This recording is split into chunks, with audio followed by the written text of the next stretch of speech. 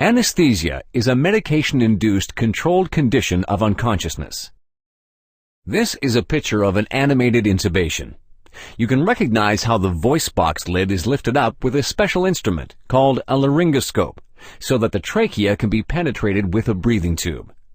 Through paralysis of the central nervous system, anesthesia shuts down body functions such as consciousness, pain sensibility, defensive reflexes, and muscle tension.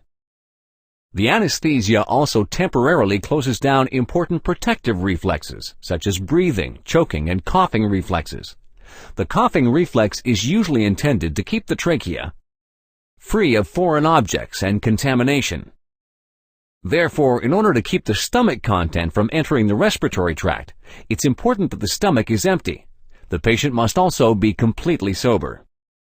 Intubation, or the penetration of the trachea with breathing tubes, will also help prevent the breathing in of foreign objects.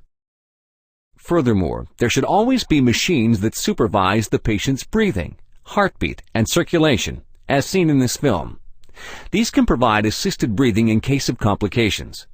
With the use of these machines, the anesthetist can control the anesthesia while the first surgical steps are carried out in the mouth. Without the aid of such equipment, dental surgery should not be performed using anesthesia.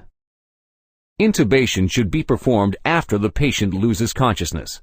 A special camera allows you to see how the breathing tube is guided through the voice box. Behind the voice box is the trachea. The breathing tube can be inserted through the mouth, as seen here, or through the nose. Using the nose simplifies working conditions for the dentist. In dentistry, it is sometimes common to talk about twilight sleep and short-term anesthesia. These terms are misleading for the patient because anesthesia is anesthesia. The same medication is used in all cases. The medication used, mostly propofol, is injected using a perfuser to keep the anesthesia going.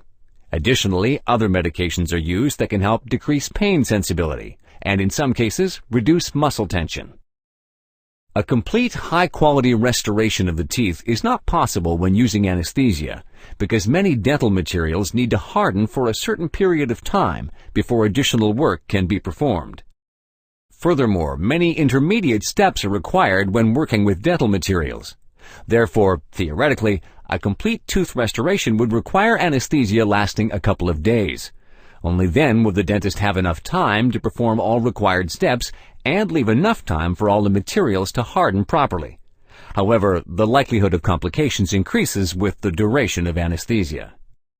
A responsible dentist will inform patients about all aspects of using anesthesia and only uses anesthesia as an additional treatment option when dealing with a nervous or anxious patient in order to initiate surgical steps. Also, the issue of fear should be addressed before surgery, possibly with the help of a psychotherapist. Unless the patient makes significant changes when it comes to cleaning and maintenance habits, the dentist's work can be considered useless and the use of anesthesia is not worth the risk. The patient's dental problems may be put off by a few years, but they may never be permanently resolved.